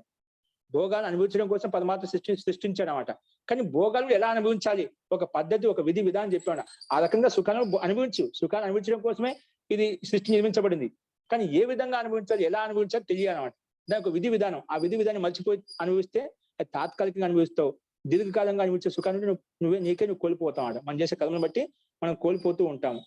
కాబట్టి ఆ ప్రయత్నం చేయాలి, సుఖాన్ని అనుభవించాలి, సంసారంలో భోగాన్ని అనుభవించాలి అంటే మనము నిరంతరంగా అనుష్ఠానం శుద్ధి అని చేసుకుంటూ ఉంటే, ఏ రోజు శుద్ధి ఆలో చేసుకుంటూ ఉంటే మనకు ఈ మాలిన్యం అనేది, దుమ్ము ధూళి అనేది, ఈ కామ క్రోధ లోభాలు అంటే మనలో ఆకర్షించవు, మనం ఒక నియమంగా ఒక సక్రమంగా మన దారిలో పెడుతూ మన నియంత్రణలో ఉంటూ మనం చేయాల్సిన కర్మలు చేసుకుంటూ ధర్మపూర్వకంగా ముందుకు వెళ్తున్నాం అంటే ధర్మస్య మూలం సుఖం. ఎవరు ధర్మానుష్ఠానమైన జీవనం గడుపుతూ ఉంటారో వారికి సుఖం కూడా వెంటనే నడుస్తూ ఒక నీడలాగా వెంటాడుతూ ఉంటుందండి. ఎవరు ధర్మాత్మ ఏదైతే ఉన్నదో వారికి వెంట సుఖం కూడా ఒక నీడలాగా ఎప్పుడు వారిని అనుసరిస్తూ ఉంటున్నమాట. కాబట్టి ఆ రకంగా ధార్మిక క్రియానుష్ఠానాలు పాల్గొనాలంటే ప్రతి నిత్యం ధ్యానం అనేది న్యూనాతి ప్రతి ఒక గంట ప్రతి ఒక అర్ధగంట ఖచ్చితంగా చేసుకోవాలి. ఎక్కడ ఉన్న ఏ స్థితిలో ఉన్న ఎవరైనా కూడా ఒక సమయం నిర్ధారించుకొని చేసుకుంటూ ఉంటేనే మనం ఏ సుఖంగా సంతోషంగా ఉండగలుగుతాం. లేకపోతే మనకు ప్రతి ఒక్కరికి అనుభవం ఉంది, ఎవరు ఏ స్థితిలో ఉన్నారు, ఎటువంటి దుఃఖాల్లో ఉన్నారు అన్ని తెలుసు మనకు. ప్రతి ఆత్మను సంసారం ఏ ఆత్మను చూసుకోండి, కరోడుపతి అయినా లఖపతి అయినా ఎవరైనా చూసుకోండి, అన్ని డబ్బుతో మనిషికి సుఖం రాండి, జ్ఞానంతో సుఖం వస్తుంది, నీలో ఆలోచించే విచార శక్తితో సుఖం వస్తుంది అన్నమాట. మనం చేసే కర్మను బట్టి సుఖానుభూతి కలుగుతున్నాం, మనం చేసే ధార్మిక అనుష్ఠానం బట్టి సుఖానుభూతి కలుగుతున్నమాట. కాబట్టి డబ్బు సుఖానుభూతికి కారణం కాదు, సుఖానుభూతి కారణమే, కానీ నీ ఆలోచన విధానం పద్ధతి బాగున్నప్పుడు అది కూడా కారణం అవుతుంది. కానీ అది ఒక విధి విధానం ప్రకారం తెలుసుకుని చేస్తేనే మన సుఖాన్ని ఆనందాన్ని పొందవచ్చు. కాబట్టి ఆ విధి విధానాన్ని సుఖాన్ని అనుభవించాలంటే మన మనసు మన ఆధీనంలో ఉండాలి. అన్ని ఐశ్వర్యం మన మనసు బాగాలేదనుకోండి, మన బుద్ధి బాగాలేదనుకోండి, ఎంత డబ్బు ఉంటే ఏం లాభం, ఎంత ఐశ్వర్యం ఉంటే ఏం లాభం. చాలా మంది ఇంట్లో ఉంటారు, డబ్బు ఐశ్వర్యం ఉంది, కానీ ఇంట్లో పిల్లవాడు మంచివాడు కాదు. మంచివాడి కంటే బుద్ధి సరిగా లేదు, ఆ జ్ఞానం లేదు, వివేకం లేదు, అమాయకంగా ఉన్నాడు, మూర్ఖంగా ఉన్నాడు. అటువంటి ఎంతోమంది పిల్లలు చూడలేదండి. డబ్బు మళ్ళీ కోటీశ్వరులు పుట్టాడనమాట, కానీ ఆ బుద్ధి పనిచేయదు, మెంటాలిటీ సరిగా లేదు, అలా పుట్టాడనమాట. అమాయకంగా మూర్ఖంగా పుట్టాడు, అది ఏదో లోపంతో పుట్టాడు. ఎందుకు వచ్చింది అలాగా? ఏదో లోపం ఉంటుంది. ఆ లోపం ఉంటుంది చెప్పి మనం కూడా అటువంటి వాళ్ళని చూసి మనం ఘృణపడ గుర్తు పెట్టుకోండి. ఓ పాపాత్మ కదా ఇలా చేసి ఈ కర్మలు చేసామని చెప్పి మనం ఘృణపడకూడదు. అలా మనం ఆలోచించా మనం కూడా ఆ పాపానికి భాగస్వాములు అవుతామట. వాళ్ళు ఇలాంటి వారిని చూసి మనము సక్రియంగా ఉండాలన్నమాట. ఇవో ఇలా చేస్తే ఇంత ఐశ్వర్యం ఉన్నాడు, సుఖాన్ని అనుభవించలేకపోతున్నా అంటే ఎటువంటి కర్మ ఏం చేశాడు పాపం, అటువంటి కర్మలు నేను కూడా చేయకూడదు, పాపం చేయించకూడదు అని చెప్పి నీకు భావన కలగాలి. పరమాత్మ ఏది క్షమించడండి నువ్వు చేసిన కర్మలకు. అందుకే చాలా మందికి కొన్ని యథార్థంగా చెప్తే నచ్చవు. ఏదో బయట మత సంప్రదాయం వాళ్ళు పరమాత్మ పొద్దున్న సాయంత్రం ఏ పనులు చేయండి మీకు అన్ని పాపాలు క్షమిస్తాడు అని చెప్పి చెప్తూ ఉంటారు అన్నమాట. క్షమించడం అంటే దాన్ని అర్థం చేసుకోవాలి. క్షమించడం అంటే కనీసం రోజు పరమాత్మ దగ్గరికి రోజు గురువుల దగ్గరికి వస్తూ ఉంటే కనీసం అంటే నెక్స్ట్ చేయబోయే కర్మలు ఏవైతే ఉన్నాయో వాటిని నువ్వు నిలుపుకుంటావు. నిలుపుకోవడం ఆ కర్మల వల్ల వచ్చే పాపాలు ఏవైతే ఉన్నాయో వాటిని తప్పించుకోగలుగుతావు. ఇంతవరకు ఏవైతే కర్మలు చేసావో అవి ఎవరైనా అనిపించక తప్పదు, ఖచ్చితంగా అనిపించాల్సిందే. అనుభవిస్తున్నాం కదా, మనకు ఎట్లా పాపాలు చేసాం, ఇంకా పాపం చేస్తుంటా ఏముంది అని చెప్పి ఇంకా పాపం మీద పాపం చేస్తున్నాం, ఇంకా ఎక్కువ అయిపోతున్నాడు. పాపాలు చేసినామని భయపడాల్సిన అవసరం లేదు. ఆ పాపం వల్ల వచ్చే దుఃఖం అయితే ఉందో వాటి యొక్క ప్రభావం నా మీద పడకూడదు అంటే దాని యొక్క సుఖం పుణ్యం యొక్క ప్రభావాన్ని పెంచుకుంటూ పోవాలి. ఇంతవరకు ఏ పాపాలు చేసావో కర్మలు చేసాం అది వదిలేసి ఇప్పుడు నేను పుణ్యకర్మలు చేసుకుంటూ పోతుంటే దాని యొక్క ప్రభావం, దాని యొక్క సంఖ్య, దాని యొక్క మాత్ర పెరగడం వలన ఈ పాపం వల్ల దుఃఖం అనేది రావడం వస్తుంది ఖచ్చితంగా. ఈ పుణ్యకర్మాశం యొక్క మాత్ర ఎక్కువగా ఉండడం వలన అది నీకు ఇంత ప్రభావాన్ని చూపించదు, అంత నీకు నొప్పిని కలిగించదన్నమాట, అంత దుఃఖాన్ని కలిగించదన్నమాట. అది సహించే శక్తి సామర్థ్యంలో ఉంటుందన్నమాట. కాబట్టి ఆ పాపాలు చేసిన తప్పు చేయడం తప్పు కాదు, కానీ ఆ తప్పును సరిదిద్దుకోవడానికి మనం ప్రయత్నం చేయకపోవడం అది తప్పు అనమాట. కాబట్టి ఇంట్లో ఏం చేసినామో ఆలోచన ఇప్పుడు ఏం చేయాలి, ఇప్పుడు చేసిన ఇప్పటి నుంచి మంచి కర్మలు చేయాలి, ఆ సంకల్పం మాత్రం చేస్తే నీకు సగం అవి పాపాలు తొలగిపోతాయన్నమాట. కాబట్టి వాటికి ఒక ఉపాయం అంటూ కలుగుతుంది, వాటికి ఒక మార్గం అంటూ కలుగుతుంది అన్నమాట. దానికోసం మనం ప్రయత్నం చేయాలి. అస్తు. దీనికి అధిక విస్తృతంగా వ్యాఖ్య అయిపోయింది. ఇంకెవరికైనా ఏమని చెప్పండి. ఓ మహోదయ, ప్రభాకర్ ప్రణవముని. ముని గారు చెప్పండి. నిన్న ఒక ప్రశ్న అడిగాను నేను వారికి, వారి సమాధానం నాకు సంతృప్తికరంగా అనిపించలేదు. చెప్పండి, ఏదండి? ఏంటంటే మనకు ప్రపంచం లోపల ప్రకృతిలో ఉన్న దృశ్యాలు, మానవులు, పశువులు, పక్షులు అన్ని శరీరాలు కనబడుతున్నది, ఆత్మ ఎందుకు కనబడతలేదు, దేవుడు ఎందుకు కనబడతలేడు, దానికి సమాధానం ఏం చెప్పారండి వారు గురువు గారు? వారు ఏం చెప్పారంటే ఆత్మకు పరమాత్మనికి దర్శించడానికి రూపం ఉండేటువంటిది లేదు, రూప ప్రభావితం లేదు, కాబట్టి అది కనబడదు. ఆ ఆత్మకు పరమాత్మగా కాదు, రూపం లేనటువంటి చాలా వస్తువులు ఉన్నాయి, వాటి రూపం ఉన్నటువంటిది అదే కనబడుతుంది, కనబడే శక్తి ఉండదు అని చెప్పాడు. మళ్ళీ పరమాత్మకు దర్శనం కూడా మనకి ఎన్ని శాస్త్రాలు ఏం చెప్తున్నాయి, వారి యొక్క అభిప్రాయం అలా కాదండి. కనపడంటే ఆకారం లేదు కాబట్టి మనకు స్థూల ఇంద్రియంతో కనిపించదని చెప్పారు. ఈ స్థూల ఇంద్రియాలతో కనిపించదు. ఆత్మ సూక్ష్మాతి అనుస్వరూపం అంటే ఇంకా సూక్ష్మమైనటువంటి ఆ పరమాత్మ. ఆత్మ సూక్ష్మాతి సూక్ష్మ అనుస్వరూపమైన మాట. ఈ స్థూల ఇంద్రియంతో కనిపించదు. ఇప్పుడు మనకు గాలి కనిపిస్తుందా? అది లేదా ఏమన్నా? దానికి అస్తిత్వం ఉంది కదా. అలాగే ఆ పరమాత్మ లేకపోయినప్పటికీ మనకు స్థూల ఇంద్రియాలతో కనిపించకపోయినా దాని యొక్క అస్తిత్వం ఉంది, ఆత్మస్వరూపం ఉంది. అది అనుభవం ద్వారా తెలుసుకునేది, అనుభవం గమ్యమైంది. స్థూల ఇంద్రియాలతో అతీంద్రియాలతో తెలుసుకునేది అనుభూతి ద్వారా తెలుస్తుంది అని ఆ రకంగా ప్రస్తావించారు ఆయన. ఈ స్థూల ఇంద్రియాలతో ఆకారం లేదు కాబట్టి స్థూల ఇంద్రియాలకు ఆకారం లేదు. మన కంటికి విధంగా స్థూల వస్తువు కనిపిస్తున్న ఆ రకమైన ఆకారం లేదు. అంటే ఆకారం లేని వస్తువులు లేవా అంటే ఆకారం లేనంత మాత్రం లేదు కాదు. ఆ వస్తువు ఉంటూ సూక్ష్మంగా ఉంటుంది. ఆ సూక్ష్మంగా ఉండే పదార్థాన్ని తత్వం తెలుసుకోవాలంటే మన మనసు నిర్మలంగా ఉండాలి, బుద్ధి పవిత్రంగా ఉండాలి. అప్పుడే మనం ఆ పరమాత్మ యొక్క అనుభూతిని, పరమాత్మ యొక్క సాక్షాత్తం చేసుకోగలుగుతాం, ఆత్మ సాక్షాత్తం చేసుకోగలుగుతాం. మన బుద్ధి పవిత్రంగా లేనంత వరకు మనకు ఏం కనిపించదండి. మన బుద్ధి పవిత్రంగా చేసుకుని ధ్యాన స్థితిలో సమాధిలో కూర్చొని ప్రతిదీ అనుభూతి కలుగుతుందండి. ఇప్పుడు మనం ఒక వస్తువు, ఒక పదార్థాన్ని, తీయటి పదార్థం తింటాము, అది మనకు కనిపిస్తుందని లోపల నాలుగు దగ్గర పెట్టుకున్నా దాని యొక్క రుచి మనకు అనుభూతి ఇచ్చింది అన్నమాట. దాని యొక్క అస్తిత్వం లేదా ఆ తీపి యొక్క మధుర పదార్థం ఏదైతే ఉందో ఒక్కొక్క ఆ మధుర పదార్థం ఒక్కొక్క తీయదనాన్ని ఇస్తుంది అన్నమాట. అది మనకు స్థూలంగా కనిపిస్తుందా? ఎలా ఉంది దాన్ని వ్యక్తపరచగలుగుతాను. అలాగే పరమాత్మ యొక్క అనుభూతి కూడా అలాగే ఉంటుంది. అది నువ్వు సమాధిలో కూర్చున్నప్పుడు ఆ అనుభూతి కలుగుతుంది అనమాట. అది నువ్వు వ్యక్తపరచలేవు. అది చూపించే తీయగా అంటే ఇలా ఉంటుంది చెప్పి చెప్పలేము అనమాట. తీపిదనం అనేది నువ్వు తింటేనే తెలుస్తుంది, కానీ అది చూపించి వ్యక్తపరిచి మన కంటికి చూపించే వస్తువు కాదనమాట. అనుభవం ద్వారా తెలుసుకునేది, ప్రత్యాత్మ వేదనీయమైంది అది అని ఆ రకంగా ప్రస్తావించామని. ఈ స్థూల ఇంద్రియంలో కనిపించదు. సూక్ష్మంగా మనం దానికోసం ప్రయత్నం చేయాలి. ఆ సూక్ష్మత్వాన్ని పొందుకోవాలంటే మన మనసు అష్టాంగ యోగాభ్యాసం ద్వారా వాటిని ఆచరిస్తూ ఉంటే క్రమంగా యమ నియమ ఆసన ప్రాణాయామ ప్రత్యాహార ధ్యాన ధారణ సమాధి అని లాస్ట్ లో ఉంది సమాధి. ఆ సమాధి స్థితిలో మనము ఆ పరమాత్మ యొక్క అనుభూతిని పొందగలుగుతాము, ఆనందానుభూతిని పొందగలుగుతాము. మనకు యమ నియమాలు సరిగా లేనప్పుడు మనకు అవన్నీ ఏవి కనిపించామన్నమాట. స్థూల ఇంద్రియాలకు ఏం కనిపించామన్నమాట. ఊరికి ఉంది అనుకుంటాం. మనం ఎంత ప్రయత్నం చేసామో ఆ సమాధి ద్వారా ఆ పరమాత్మను తెలుసుకోవాలని చెప్పి ఎంత ప్రయత్నం చేస్తాం. దానికి ప్రయత్నం ఒక విధి విధానం ఉంది. ఇప్పుడు మన ఒక వ్యక్తి ఇక్కడ ఉండే సీఎంని కలవాలి అంటే కూడా మనకు ఒక విధి విధానం ఉంటుందన్నమాట. డైరెక్ట్ గా వదిలిపడితే పోనీకి లేదు. దాంట్లో ఏదో ఒకటి మనకి అస్తిత్వం ఉండాలి, మనలో ఒక యోగ్యత ఉండాలి, ఒక మంచి రియల్ ఎస్టేట్ లో మంచి పేరు ప్రభావం ఉండాలి. అప్పుడు దాకా మనకు ఒక అపాయింట్మెంట్ దొరుకుతుంది అన్నమాట. అది వ్యక్తి అక్కడికి ప్రతి వ్యక్తి వెళ్ళలేదు కదా. అలాగంటే మనం ప్రధానమంత్రి కలవాలంటే మనం కలవగలుగుతామా? మనకంటూ ఒక స్టేటస్ ఉండాలన్నమాట. అప్పుడు మనకు ఆ అధికారం వస్తుందన్నమాట. మనలో యోగ్యత లేదు, యమ నియమ ఆసన ప్రాణాలు లేవు, మనకు కనిపించే ఎలా కనిపిస్తుందండి? యోగ్యత సంపాదించుకోవాలి. యోగ్యత కలిగిన వ్యక్తికి అన్ని కనిపిస్తాయండి. ఆ యోగ్యత లేకుంటే మనకు స్థూలమైన వస్తువు ఏవి కనిపించమాట. సూక్ష్మ పదార్థాలు కనిపిస్తే అన్ని కనిపిస్తామంట. చూసేవాళ్ళు భౌతిక యంత్రాలతో సూక్ష్మమైన వస్తువులు సూక్ష్మ యంత్రాలు చూస్తున్నారు, అది కనిపించలేదా? దానికి ఆ వస్తువును చూడాలనే పరికరాలు ఏవైతే ఉన్నాయో, దానికి ఒక విధి విధానం ఏదైతే ఉందో దానికి అనుగుణంగా ప్రయత్నం చేస్తే, దానికోసం పురుషార్థం చేస్తే ఖచ్చితంగా ఆ వస్తువు మనం చూడగలుగుతామండి. అలాగే ఆత్మ పరమాత్మ విషయాలు ఇంకా సూక్ష్మమైనవి కాబట్టి దానికి ఒక విధి విధానం యోగాభ్యాసం చెప్పబడింది అన్నమాట. ఆ యోగాభ్యాసం చేస్తే నిజంగా కంటే ప్రతి ఒక్కరికి ప్రత్యాత్మ వేదన స్థితి కలుగుతుంది, ప్రతి ఒక్కరికి సాక్షాత్కారం అవుతుంది, ఆత్మ సాక్షాత్కారం అవుతుంది. అందుకోసం ఈ శాస్త్రాలు, ఈ వేదాంగాలు చెప్తున్నాయండి. 4 వేదాల యొక్క సారాంశం కూడా ఇది ఆత్మ దర్శనం చేసుకొని చెప్తుంది, పరమాత్మ దర్శనం చేసుకొని చెప్తుంది. పరమాత్మ స్వయం చెప్తున్న వేదంలో, నువ్వు నన్ను దర్శించుకో, నువ్వు నన్ను సాక్షాత్కారం చేసుకున్నప్పుడు నీకు పరమ ఆనందాన్ని ఇవ్వగలుగుతాను, ముక్తి యొక్క సుఖాన్ని ఇవ్వగలుగుతాను, అత్యంత దుఃఖ నివృత్తి నీకు ఇవ్వగలుగుతాను, నువ్వు చెప్పిన విధంగా చెయ్యి, ఈ రకంగా వెళ్తే నీకు సాక్షాత్కారం అవుతుంది అని చెప్పి పరమాత్మ చెప్తున్నాడు. వేదంలో చెప్పబడుతుంది. స్థూల ఇంద్రియాలు కనిపించదని చెప్పాను. ఓకేనా? ఆకారం లేదు. ఆకారం లేక స్థూల ఆకారం లేదు.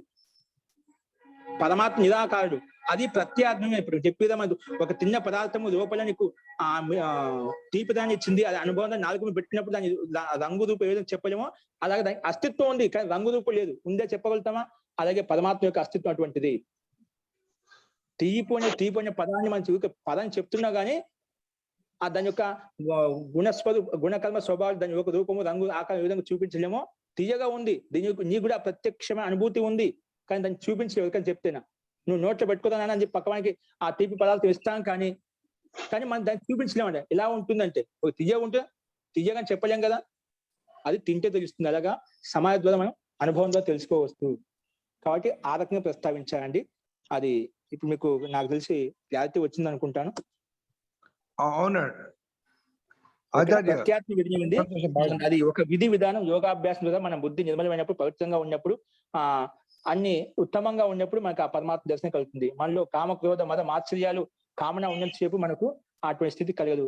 సాంకేతిక దర్శనం చెప్పుకున్నాం, ధ్యానం రాగం ఉన్నంతసేపు మనకు అటువంటి విషయాలు పరమాత్మ విషయాలు కానీ మనకు బోధపడవండి. బోధపడినా అది ఒక భ్రాంతి ఆభాస మాత్రం బోధపడుతుంది. అది బోధపడినా వికృతంగా బోధపడుతుంది, ఉన్నది కాకుండా వేరే విధంగా బోధపడుతుంది అనమాట, అన్యథాగా బోధపడుతుంది అన్నమాట. అది నీకు ఇప్పుడు ఏదంటే పచ్చకమలి వచ్చిన వానికి మొత్తం పచ్చగా కనిపిస్తుంది అన్నట్టుగా మనం దోషయుక్తంగా ఉండి చూస్తున్నప్పుడు మనకు అదే కనిపిస్తుంది. యథా దృష్టి తథా సృష్టి, ఎవరు ఏ బుద్ధితో యుక్తమే ఉన్నాడో మనకి అదే కంటికి అదే కనిపిస్తుంది అన్నమాట. ఒక వస్తువుని ఒక పదార్థానికి చూసే దృష్టికోణం ఒక్కొక్క ఒక రకం చూస్తాను. ఒకే వ్యక్తిని చేసే దృష్టికోణం బట్టి భిన్న భిన్నంగా ఉంటుందన్నమాట. మనం ఎలా చూస్తే అది అలా కనిపిస్తుంది అన్నమాట. ఒక వస్తువుని ఒక పదార్థాన్ని చూసామనుకోండి, నువ్వు ఏ యాంగిల్ చూస్తే అదే యాంగిల్ కనిపిస్తుంది అన్నమాట. ఒక స్త్రీ ఉందండి, ఆ స్త్రీని ఒక కామాంధుడు చూసా అంటే కామవాసన చూస్తాడు. అది ఒక ఋషి మహర్షి చూసా అంటే సృష్టి యొక్క రచన ఎలా ఉందో ఆ మాతృశక్తిలో సృష్టి నిర్మాణం జరుగుతుంది. అపరూపమైనటువంటి దివ్య సృష్టి యొక్క నిర్మాణం జరిగింది అని చెప్పి ఆయన యొక్క మాతృతుల్యమైనటువంటి శక్తి స్వరూపాన్ని చూస్తాం అన్నమాట. అది ఒక కుక్క గాని ఒక నక్క గాని చూసిందంటే దాంట్లో ఉండే మాంసాన్ని చూస్తూ ఉంటుంది అన్నమాట. అది ఎవరికి ఎటువంటి బుద్ధి ఉంటుందో ఆ దాన్ని ఆ రూపంగా చూస్తూ ఉంటాం అన్నమాట. కాబట్టి మనకు యథా సృష్టి తథా దృష్టి అన్నట్టుగా మా దృష్టిని బట్టి సృష్టి కూడా అలా కనిపిస్తుంది. మనం మంచిగా చూసినా అంటే అన్ని మంచిగా కనిపిస్తూ ఉంటాయండి. కాబట్టి మనలో ఉండే అంధకారం అధ్యాయం తొలగిపోయినప్పుడు అన్ని మనకు ప్రత్యాత్మ వేదనీయం అవుతాయండి. కాబట్టి మన స్థూల ఆకారం చూడలేకపోతున్నాం అంటే మనలో ఆ యోగ్యత లేదు. మనం ఆ యోగ్యతను సంపాదించుకోవాలి. మన ఆ యోగ్యతను పెంచుకున్నప్పుడు అన్ని కనిపిస్తాయండి. ఓకేనా? ఓకే అండి, చాలా సంతోషం. జీ ఇంకా అండి?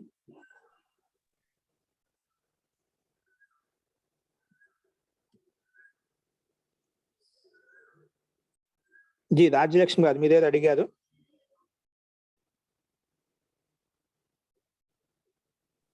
అదే ఆత్మకి రంగు రూపు ఇవి ఉండవని ఆకారం గురించి అడిగాను. డెఫినేషన్ ఏంటి అని అడిగాను. అదే అది రంగు రూపం అంటే దానికి ఆకారం ఉండాలని సూక్ష్మంగా ఉంటుంది. బాలాగ్ర శతభాగం ఒక మంత్రం వస్తుందట. మనకు మన వెంట్రుక యొక్క కొన భాగాన్ని కూడా 100 ముక్కలు చేస్తే ముక్కలు చేయలేమట. అంత సూక్ష్మంగా ఆత్మ యొక్క స్వరూపం ఉంటుంది. అదే అంతరంగా ఉంటుంది. ఆత్మ కంటే అత్యంత సూక్ష్మ అంటే పరమాత్మ అస్తిత్వం ఉంటుంది. అది ప్రత్యాత్మ అనుభవ గమ్యం. నిర్వచనం ఏంటని కూడా అడిగాను. అదే అనుస్వరూపం అని చెప్తాం. అది అనుస్వరూపం అని చెప్తాం. అత్యంత అనువుగా ఉంటుంది, అత్యంత సూక్ష్మంగా ఉంటుంది. ఆత్మకి శాస్త్రంలో అనుస్వరూపం చెప్పబడింది. పరమాత్మ అయితే నిరాకారుడు, ఆకారం ఎటువంటి లేదన్నమాట. అది కూడా ప్రత్యాత్మ ఒక శక్తి సత్తా ఉంటుంది దానికి. అది మనం అనుభవం ద్వారానే మనం తెలుసుకోగలుగుతాము, సమాధి ద్వారా తెలుసుకోగలుగుతాము. అది అనిర్వచనీయమైంది, చెప్పలేము, వ్యక్తపరచలేమన్నమాట. అదే అనుభవం ద్వారానే ప్రత్యక్షంగా ఆ స్థితిని మనం కూడా పొందినప్పుడు మనకు చెప్పగలుగుతాం. స్థూల ఉదాహరణ మీకు చెప్పామంటే ఒక తేటి పదార్థం తింటేనే మనకు తెలుస్తుందో దాన్ని వ్యక్తపరచలేమో, అది ప్రత్యక్ష ఉదాహరణ మనం చూపించలేకుండా మనకు తెలుసు ఇలా ఉంటుంది చెప్పి. తీపి అని చెప్తాం కానీ ఆ తీపులు ఎన్ని రకాలు మనం చెప్పలేం. అంటే దానికి సత్తా ఉంది కదా, సత్తా ఉంది కాబట్టి మనకి ఇలా ఉంది, దానికోసం ప్రయత్నం చేస్తున్నాం. ఈ వస్తువు తినాలి, ఈ పదార్థం బాగుందని చెప్పి దానికోసం ప్రయత్నం చేస్తున్నాం. అలాగా పరమాత్మ యొక్క ఆనందానుభూతి ఎలా ఉంటుంది మనం సమాజం ద్వారా తెలుసుకున్నప్పుడు దానికోసం ప్రయత్నం చేస్తాం. ఈ విధంగా స్థూల పదార్థం కోసము, ఖాద్య పదార్థం కోసం ఈ విధంగా ఇది బాగుంటుంది దీనికోసం ఈ విధంగా ప్రయత్నం చేస్తామో, ఎందుకంటే నాలుక రుచి మీకు అనుభూతి ఉందని, అనుభవం ఉందని, అది దాని యొక్క స్వరూపం లేదనమాట. అలాగే పరమాత్మ యొక్క స్వరూపం ఉంటుంది. అది ప్రత్యాత్మ విధనీయమైంది, అనుభవ గమ్యమైంది. అనుభవం ద్వారా మనం తెలుసుకుంటాం. అది సమాధి ద్వారా విధి విధానం ప్రకారం ఒక చెప్పబడింది.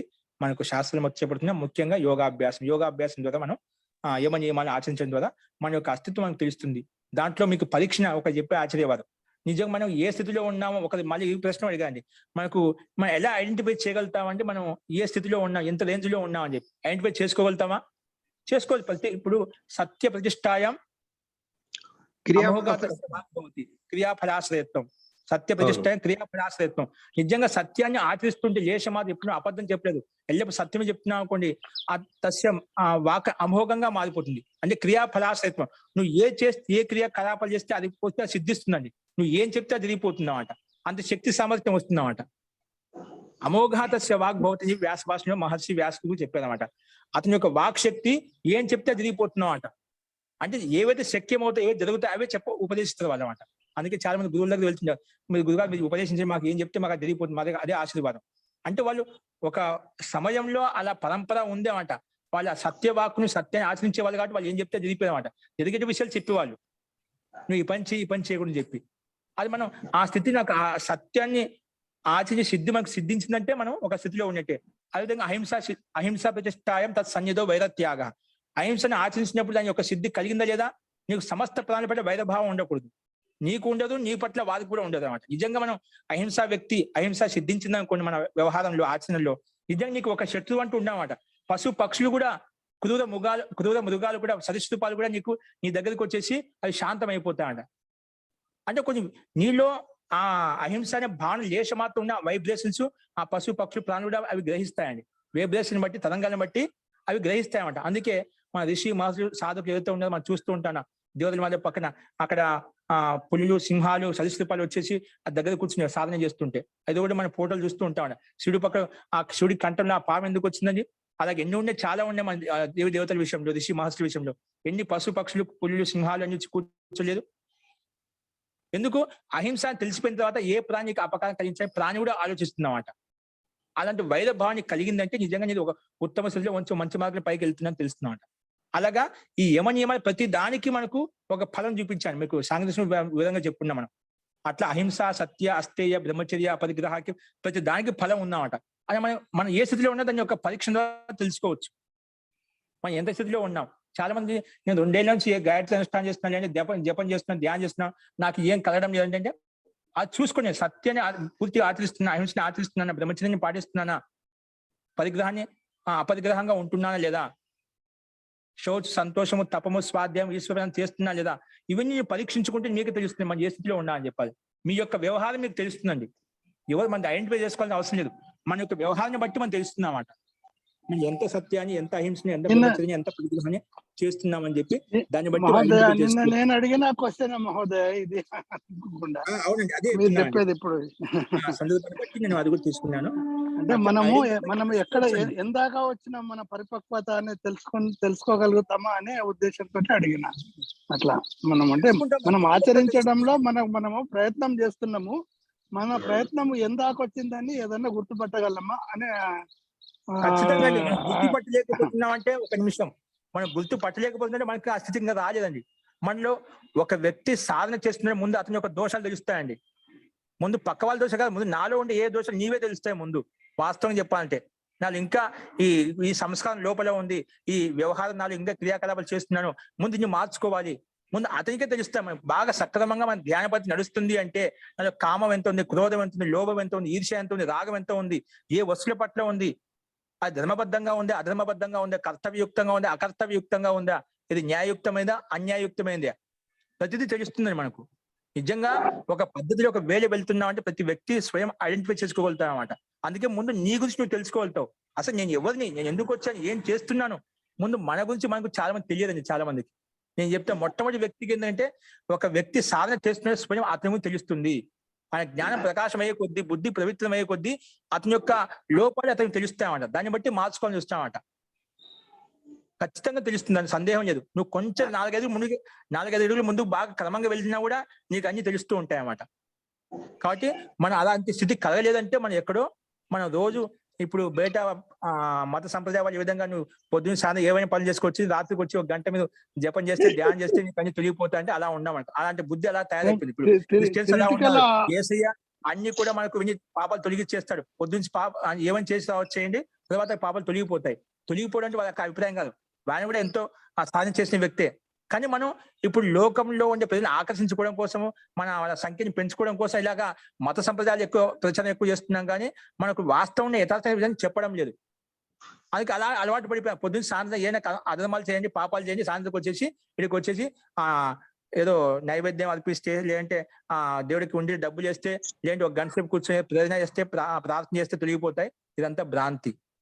అంటే అలా ఉంటుందని జీవితాంతం వినాలన్నా ఈ జన్మ చక్రం ఇలా నడుస్తున్నాం అంట. నిజంగా సంకల్పం మీకు ఎప్పుడు నీకు బోధపడదు, యథార్థమైన బోధన ఎప్పుడు కలగదు. జీవితాంతం ఇక్కడే ఉంటాం మనంతా, ఇదే కష్టాలు దుఃఖాలు అనుభవిస్తూ ఉంటాం. తప్పు చేసిన వాడు అర్థం చేసినా ఖచ్చితంగా దుఃఖాన్ని అనుభవించాల్సిందే. నువ్వు ఎన్ని ప్రార్థనలు చేయండి, ఎన్ని యోగాలు చేయండి, ఎన్ని దాన ధర్మాలు చేయండి, నువ్వు పాపం చేస్తున్నావు, పుణ్యం చేస్తాను, ఏదో పాపం చేయొచ్చాను, 1 లక్ష రూపాయలు పరమాత్మ ఉండిలు చేస్తాను, తిరుపతి ఉండిలు చేస్తాను, లేదా ఇంకా ఏదైనా ఉండిలు వేస్తా అంటే దానివల్ల నీకేం రాదు. కర్మలు ఎలా ఉన్నాయో నాకు ఖచ్చితంగా పాప అనుభవించాలి.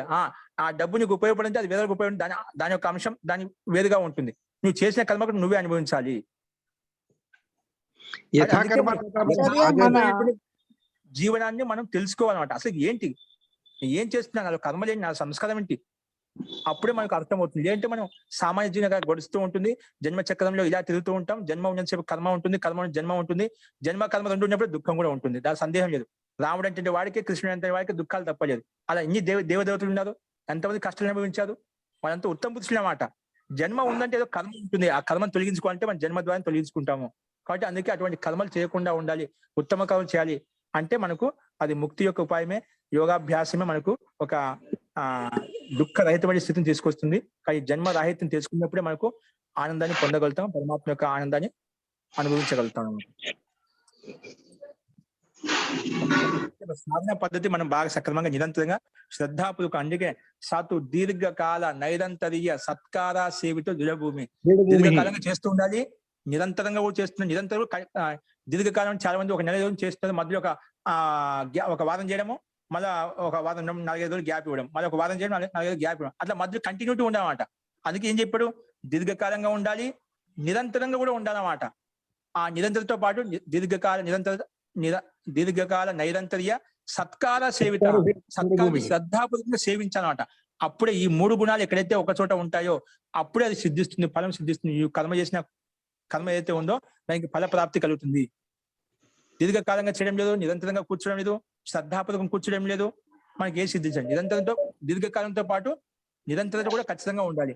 దానితో పాటు ఈ రెండు ఉన్నప్పుడు శ్రద్ధ కూడా ఉండాలి. శ్రద్ధ లేదనుకోండి, ఏదో పాఠానికి వస్తున్నామండి, శ్రద్ధాపూర్వకం కూర్చోడం లేదు, మన పనులు మనం చేసుకుంటున్నాం, ఆ శ్రద్ధ కనిపించడం లేదు, ఏదో బలవంతం కూర్చున్నా లేదా చూద్దాం ఏదో ఒకటి వస్తుందా అనేది. ఆ శ్రద్ధాభావం లేకపోతే, గురువు పట్ల సమర్పణ భావం లేకపోతే, శాస్త్రుల పట్ల సమర్పణ భావం లేకపోతే మనకు అది అంతా అలవరించదండి, అంతా మనకు బోధపడదన్నమాట. కానీ శ్రద్ధాపూర్వకంగా ఏదైనా లభిస్తుంది. అందుకే శ్రద్ధావాన్ లభతే జ్ఞానం అంటామాట. ఎక్కడ శ్రద్ధ ఉంటుంది అక్కడ జ్ఞానం లభిస్తుంది. శ్రద్ధాపూర్వకంగా ఉండాలి, అప్పుడు మనకు అన్ని సిద్ధిస్తాయండి. అస్తు అవి బోధపడతాయి అన్నమాట. అస్తు అండి. ఇంకా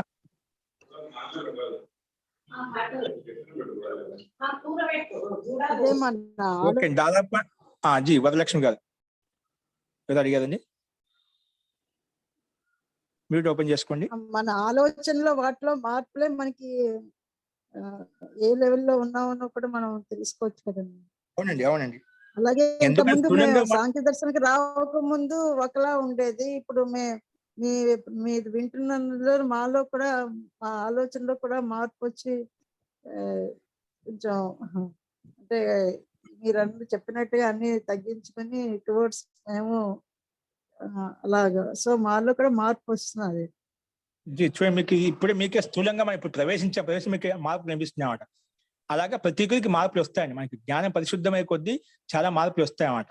అన్ని త్యాగభావన వస్తుంది. ఏవైతే కర్మలు చేయవలసిన కర్మలను వాటిని ఆచరిస్తూ ఉంటాం, అదేవిధంగా నిషిద్ధ కర్మలు వాటిని తొలగించుకుంటూ ఉంటాం, చాలా మార్పులు వస్తాయి. అందుకే జ్ఞానం ద్వారా మనకు ఆత్మ సంస్కారం జరుగుతుంది అన్నమాట, ఆత్మ పరిశుద్ధి జరుగుతుంది. అలాగే కొన్ని అనవసరమైన కూడా వదిలించుకోవడానికి ప్రయత్నం చేసి ఇది ఎందుకు, ఇది అనవసరం కదా దీని గురించి అనే ఆలోచన కూడా వస్తుంది. నిజమండి, ఖచ్చితంగా మనకు ఎక్కడైతే ఆలోచించాలో అక్కడ ఆలోచించకుండా మనం అనవసరంగా కూడా ఆలోచిస్తున్న అనవసరంగా పరిగ్రహం చేస్తూ ఉంటామంట, ఎందుకు అని ఆలోచించకుండా. అది ఎక్కడైతే విద్యాయుక్తమైన కామన ఉందనుకో అక్కడ మనకి ఎటువంటి దోషం లేదు. అవిద్యాయుక్తమైన కామన ఉందనుకోండి, ప్రతిదీ మనకు అన్ని కావాలనుకుంటాం, అన్ని కావాలనుకుంటే అది అన్ని సిద్ధించవు, అక్కడ బాధపడుతూ ఉంటాం. కాబట్టి అందుకే మన లక్షణాలు కనిపిస్తుంది. మనం ఉండే ఆలోచన విధానమే మన పిల్లల వాళ్ళని చూసి ఈ పిల్లలు ఇలా ఉన్నాడు, ఈ విధంగా వినమ్రంగా ఉన్నాడు, ఈ విధంగా ఉన్నాడు అంటే మనం చెప్తాం ఆ పిల్లలకి మంచి సంస్కారం, మంచి పిల్లవాడని చెప్పి మనమే అంటుంటామని. లక్షణాలను బట్టి, వాళ్ళ యొక్క లక్షణాలను బట్టి, వాళ్ళ యొక్క వ్యవహారాన్ని బట్టి మనం ఆ వ్యక్తిని గుర్తించగలుగుతాం అన్నమాట. కాబట్టి అలాగే మనం ఇంకా సూక్ష్మంగా ప్రయత్నం చేస్తుంటే చాలా విషయాలు తెలుస్తుంటాయి. ఆచార కులమాఖ్యాతి ఏంటండి, ఒక శ్లోకం ఉంది మన స్మృతిలో, ఆచార కులమాఖ్యాతి అంటే నీ యొక్క ఆచరణ, నీలో కులం ఏంటి, నీ జాతి ఏంటి, నువ్వు ఎలా ఉంటావు, ఆ చేసే చేష్టలను బట్టి ఆ కులంలో ఉండే, ఆ కుటుంబంలో ఉండే వ్యక్తి అంతా ఎలా ఉండవచ్చు చెప్పవచ్చు అని. ఆచర కులమాకి, మీ కులంలో ఎటువంటి ఈ రకంగా పిల్లవాడు ఇదొక ఆచరిస్తున్నా అంటే వాళ్ళ కులం కూడా అలాగే ఆచరిస్తే ఎక్కడ ఒక దోషాలు ఉంటాయి. అదే స్థూలంగా చెప్పుకోవచ్చు, అందరూ అలా ఉంటాయని కాదు, మధ్యలో కూడా అబ్బాయికి అలా వచ్చిండొచ్చు, కానీ ఆ రకంగా మాదే అంటే ఎక్కడ దోషాలు అయితే ఉన్నాయి. ఆచార కులమాక్యతే, ఆ కులాన్ని బట్టి ఇలాంటి దోషాలు ఉంటాయని చెప్పి మనం చెప్పవచ్చు అనమాట. కాబట్టి అందుకే దాన్ని బట్టే ఇక్కడ ఇలా ఉంటున్న ఆచరణ ఉందంటే, వ్యవహారం ఇలా ఉందంటే దాని బ్యాక్గ్రౌండ్ అలా ఉంటుంది తెలిసిపోతున్నాం అంట.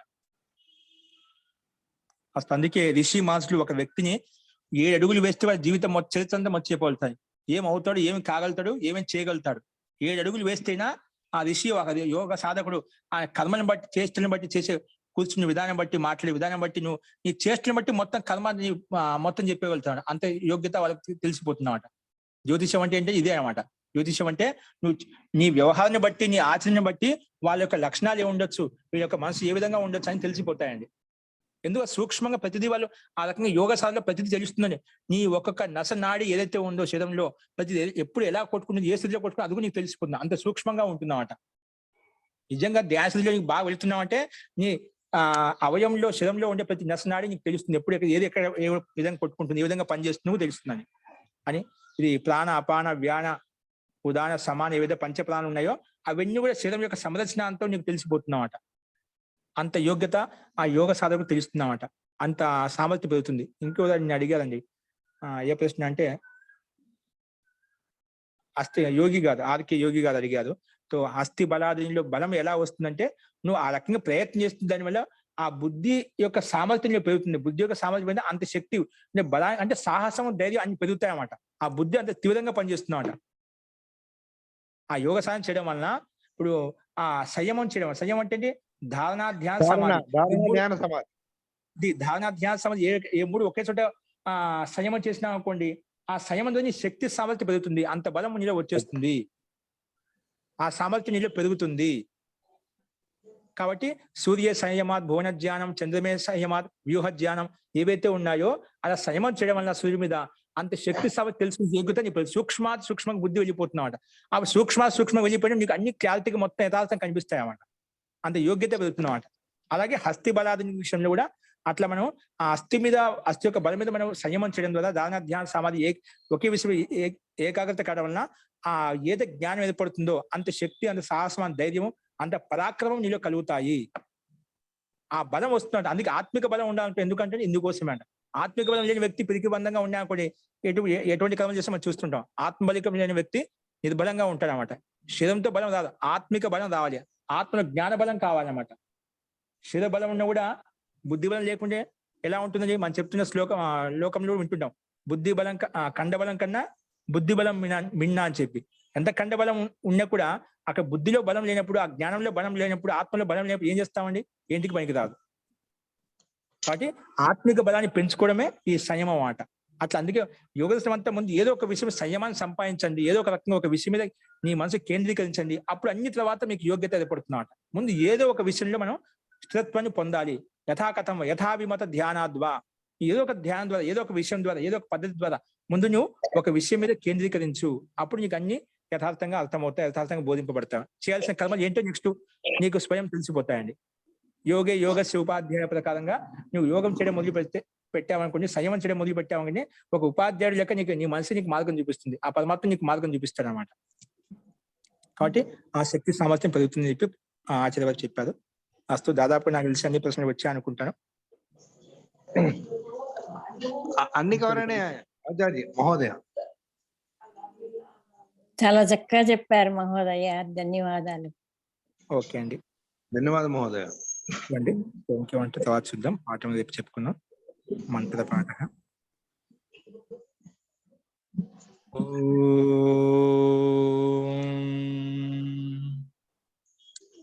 సర్వే భవంతు సుఖినః, సర్వే సంతు నిరామయాః, సర్వే భద్రాణి పశ్యంతు, మా కశ్చిద్ దుఃఖభాగ్ భవేత్. ఓం శాంతి శాంతి శాంతి. సర్వేభ్యో నమః. అందరికీ నమస్కారం అండి. నమస్తే మహోదయ. మహోదయ. ఓం నమస్తే మహోదయ, ధన్యవాదాలు. నమస్కారం గురువుగారు. గురుగారు తర్క సంగ్రహం ఎప్పుడు మొదలెడుతున్నారు? నమస్తే ఆచార్య. నమస్తే మహోదయ. నమస్తే మహోదయ. గురుగారు